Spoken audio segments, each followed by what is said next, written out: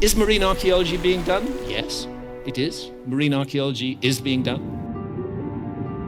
But the vast area that was submerged during the end of the Ice Age has never been studied by archaeology. Well, Santa and I decided to do some investigation of our own underwater. And I'm going to show you why I believe archaeologists are wrong. Santa and I spent 7 years of our lives scuba diving all around the world. You're coming across statues underwater, you're coming across columns underwater. It's just magical, diving on an underwater city.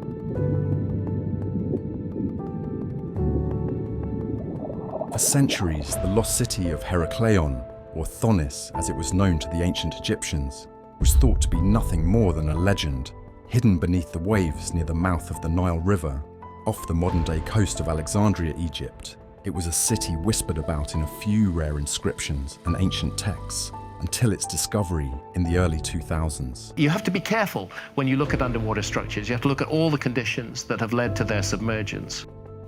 Underwater archaeologist Frank Goddio and his team unveiled this submerged city, transforming it from myth to reality in a groundbreaking moment for archaeology. Heracleion was not just any city.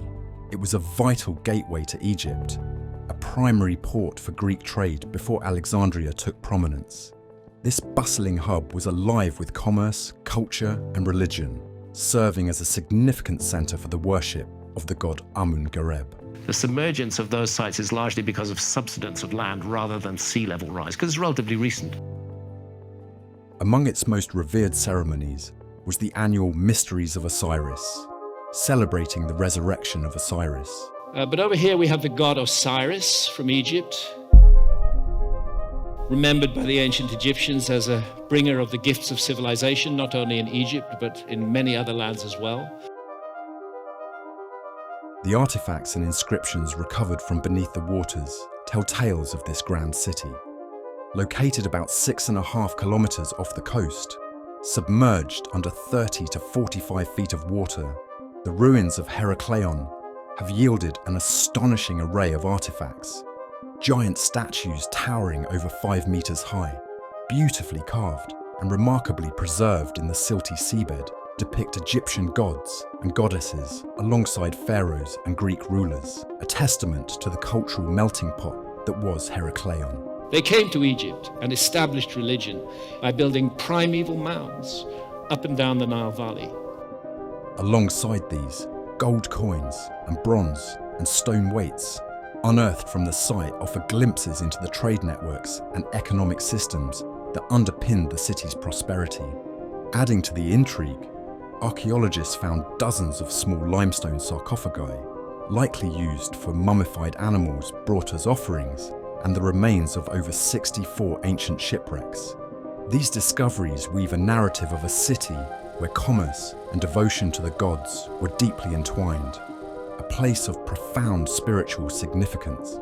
Drawing parallels between Heracleion and the ancient city of Pompeii in Italy presents an interesting perspective on how natural disasters can both destroy and preserve.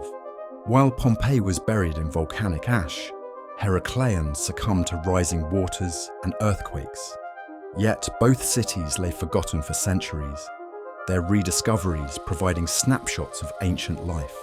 Pompeii offers a view of Roman life captured in ash, whereas Heracleon's story is told through artifacts preserved under the sea, offering unique insights into ancient Egyptian civilization. The ongoing exploration of Heracleion challenges our understanding of ancient history, shedding light on the interconnectedness of ancient civilizations. The city's artifacts and structures, now emerging from the depths, serve as a potent reminder of the fleeting nature of human achievements and the intricate tapestry of human history. Now moving on to another discovery. The submerged ruins of Cleopatra's palace offer a fascinating window into the past. This palace, once a bustling centre of political and cultural activity, was home to Cleopatra VII, the last pharaoh of Egypt, known for her intelligence, political acumen, and captivating presence. The discovery of its ruins has thrilled historians and archaeologists, providing unprecedented insights into Cleopatra's era, a time marked by immense political power, cultural achievements, and architectural splendor. The underwater excavations at this site have been nothing short of a treasure trove, unearthing a wealth of artifacts that tell the story of life in ancient Alexandria. Among the haul are magnificent statues that might have once graced the palace and its surroundings, depicting Egyptian gods, Ptolemaic rulers, and possibly Cleopatra herself. These finds offer clues to the artistic and religious milieu of the period. The submerged structures, thought to include the palace's living quarters and ceremonial areas, and possibly even the fabled Pharos lighthouse, give us a glimpse into the architectural and urban planning styles of the time. Moreover, everyday items such as pottery, glassware, coins, and personal ornaments have been found, painting a vivid picture of both the domestic life within the palace and the bustling economic life of Alexandria. Cleopatra's Alexandria was a cosmopolitan beacon of trade, culture, and learning, hosting the Great Library and attracting scholars from across the ancient world. Cleopatra's reign represented the peak of Alexandria's development as a hub of Hellenistic culture, merging Egyptian traditions with those of Greece and Rome. The underwater discovery of the palace highlights Alexandria's significance in the ancient Mediterranean world. Drawing parallels with the sunken Roman city of Baiae in the Bay of Naples, both Cleopatra's palace and Baiae were epitomes of luxury and political clout of their times, reflecting the architectural tastes and wealth of their civilizations. While Baiae reveals much about Roman elite leisure and architectural innovation, the underwater ruins of Cleopatra's palace open a portal to the end of the Egyptian pharaoh's era, and the attempts by the Ptolemaic dynasty to synthesize Egyptian and Hellenistic cultures. The exploration of Cleopatra's palace continues to enrich our understanding of ancient Alexandria's pivotal role in the Mediterranean. It also offers a deeper look into the life and times of one of history's most enigmatic figures, Cleopatra VII, and the lavish lifestyle she led. The ruins serve as a poignant reminder of Alexandria's former glory and the fleeting nature of human achievements, standing as a testament to the transformative power of nature over history. Founded by Alexander the Great in 331 BC, the port of Alexandria quickly ascended to become one of the ancient world's most crucial trade hubs, buzzing with the exchange of goods, ideas, and cultures. Its prime location on the Mediterranean coast of Egypt established it as a pivotal connector of trade routes from Europe, Asia, and Africa, transforming it into a melting pot of global significance. The strategic and economic importance of the port was unparalleled, primarily serving as the vital conduit for Egypt's grain shipments to Rome, which was essential for the empire's stability. Among the marvels that made Alexandria famous was the Pharos Lighthouse, one of the 7 wonders of the ancient world.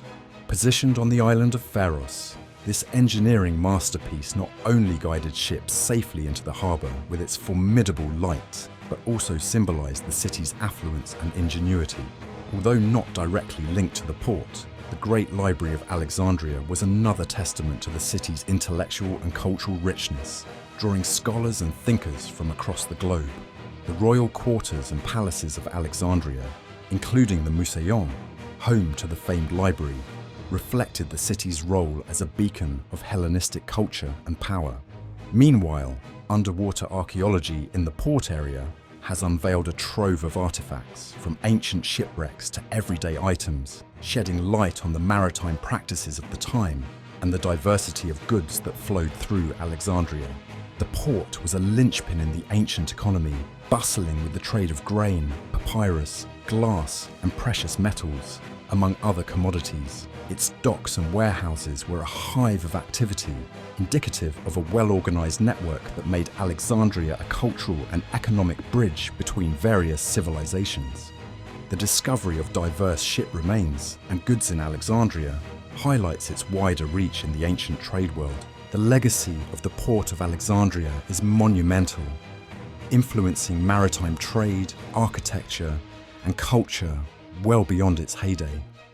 Ongoing archaeological work in the port area continues to enrich our understanding of the interactions, economies, and daily life of ancient civilizations.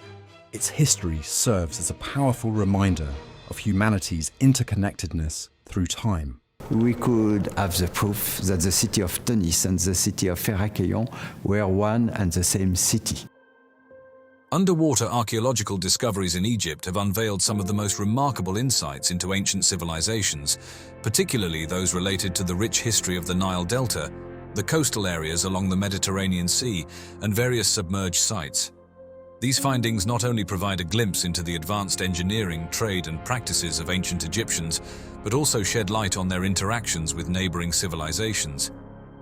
Nestled at the mouth of the Nile River, in the protective embrace of Abu Qir Bay, lies the ancient city of Heracleion, also known to the Egyptians as Thonis. Its strategic location served as a critical junction, bridging Egypt with the vast Mediterranean and catapulting Heracleion into prominence as a bustling port city. This prime spot was not just about trade, it facilitated cultural exchanges that enriched ancient civilizations, making Heracleon a bustling hub of activity and a beacon of prosperity and innovation. The tale of Heracleon's discovery reads like a chapter from a mystery novel. Led by the French underwater archaeologist Frank Goddio in 2000, a team embarked on an archaeological odyssey, employing sonar mapping and advanced diving technologies to pierce the depths of the Mediterranean. Before this groundbreaking discovery, Heracleon was shrouded in myth, known only through cryptic mentions in ancient texts by historians like Herodotus and Strabo. Their writings painted a picture of a city that had vanished beneath the waves, adding layers of intrigue and speculation about its fate. Diving into the depths, Goddio and his team uncovered wonders that surpassed all expectations. They found more than 64 ancient ships entombed in the bay's protective clay and sand, alongside grand statues of gods and goddesses towering up to 5 meters high. These were not mere relics. They were storytellers whispering tales of economic vibrancy and intricate trade networks, with gold coins and bronze weights speaking volumes about the city's former glory. But Heracleion was more than a commercial center. It was a spiritual heartland. The discovery of giant statues of Hapi, the god of the Nile's floods, alongside the remnants of stone temples, underscored the city's religious significance. It was here that the annual Mysteries of Osiris processions likely commenced, weaving through the city in a vibrant display of faith and devotion, linking Heracleion to the divine. The city's layout, with its network of canals and basins, evoked comparisons to Venice's famed waterways. This sophisticated urban planning facilitated not just local trade, but played a pivotal role in international commerce, laying the foundations for Heracleon's prosperity. Amidst these discoveries, a compelling theory emerged about the city's sudden demise. Some scholars suggest that a catastrophic blend of geological subsidence and a tsunami, perhaps triggered by an earthquake, engulfed Heracleion in a tragic overnight fate. Sediment analysis supporting this rapid submersion theory presents a city frozen in time, a Pompeii beneath the waves. The story of Heracleion often conjures images of the legendary Atlantis, a city that, according to Plato, disappeared into the ocean in a day and night of misfortune. While Atlantis remains a tale, Heracleion stands as a tangible witness to the existence of advanced ancient cities that faced similar fates. As we dive deeper into the annals of history, the waters around Abu Qir Bay, just off the coast of Alexandria, whisper tales of valor and conflict from one of the 18th century's most decisive naval confrontations. This strategic maritime corridor, a bridge between the Mediterranean and the ancient lands of Egypt, has witnessed an array of military and trade activities, but none as renowned as the Battle of the Nile. Here, beneath the waves, lies a submerged chronicle of naval warfare that marked a turning point at the dawn of the 19th century. The exploration and recovery efforts in the depths of Abu Qir Bay are nothing short of a technological odyssey. Armed with side-scan sonar, magnetometers, and robotic submersibles, modern-day archaeologists have meticulously mapped the ocean floor. Their goal? To unearth the remnants of a sunken fleet that serves as a time capsule of a bygone era of naval combat. What they found was not just the skeletal remains of warships, but a collection of personal items, shoes, buttons, grooming tools that paint a vivid picture of the sailors who once manned these vessels. These artifacts, along with cannons and musket balls, narrate the fierce battle and the state of naval armament at the time. The significance of these findings cannot be overstated. They illuminate the strategic and tactical brilliance of Admiral Horatio Nelson, whose leadership and innovative tactics led the British fleet to a decisive victory over the French. The underwater positioning of the ships reveals the cunning of Nelson's maneuvers, securing British naval dominance in a battle that would echo through history. Delving into the historical narrative, some historians put forth an intriguing theory. They suggest that the unique environmental conditions of Aboukir Bay, its tidal and wind patterns, played a pivotal role in the battle's outcome. This theory posits that the British fleet under Nelson's command leveraged these conditions for a surprise attack, catching the French fleet in a seemingly secure position, but ultimately vulnerable. The story of the Battle of the Nile often draws parallels with the defeat of the Spanish Armada in 1588. Both monumental naval engagements signaled a significant shift in naval power and had profound impacts on European history. While the defeat of the Spanish Armada heralded England's rise as a global naval force, the victory at the Nile marked the beginning of the end for Napoleon's ambitions in the Eastern Mediterranean, cementing British naval supremacy for years to come. Beyond the tactical and strategic significance, the artifacts and shipwrecks resting in the depths of Aboukir Bay stand as solemn monuments. Venturing from the submerged narratives of naval warfare into the realm of architectural wonders, the story of the Lighthouse of Alexandria, or Pharos, beckons with its tales of engineering mastery and historical intrigue. Standing as a beacon of ancient innovation, the Pharos was not just any lighthouse. It was a marvel that pierced the sky, reaching over 100 meters into the heavens, making it one of the tallest man-made structures of the ancient world. Crafted under the aegis of the Ptolemaic kingdom by Sostratus of Cnidus, its construction was a testament to the advanced engineering of the era, utilizing lead to anchor its massive stone blocks securely, ensuring resilience against the seismic shifts of the Earth. Through the lens of underwater archaeology, equipped with digital mapping and 3D reconstruction tools, explorers have scoured the seabed of Alexandria's eastern harbor. This meticulous exploration has unearthed fragments and massive blocks, some weighing as much as 75 tons, and statues that once graced the vicinity of the lighthouse, including the colossal representations of what might be Ptolemy II. These findings have shed light on the Pharos' grandeur, revealing a scale and complexity that surpasses earlier estimates. Among the intriguing theories surrounding the Pharos' design is the inclusion of a reflective mirror, possibly crafted from polished bronze. This ingenious device, capable of catching the sun's rays by day and the glow of fire by night, would have been visible from as far as 50 kilometers away, guiding mariners safely through the Mediterranean's treacherous waters. Such a feature underscores the lighthouse's role as a beacon of safety and a marvel of ancient technological prowess. Drawing parallels with another ancient wonder, the Colossus of Rhodes, the Pharos shares a narrative of monumental significance. Both structures, celebrated among the seven wonders of the ancient world, stood on islands marking the entrance to strategic ports. And both succumbed to the ravages of earthquakes, their destruction marking the end of an era, but leaving behind a legacy wrapped in the aura of their former glory. The cultural and historical impact of the Pharos extends far beyond its physical presence.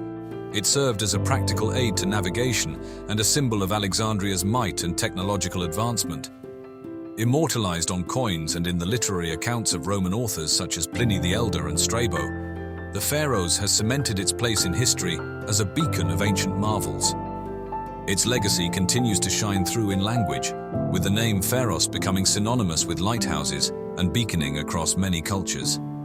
This linguistic testament reflects the profound influence of the Pharos on maritime navigation and architectural design through the ages.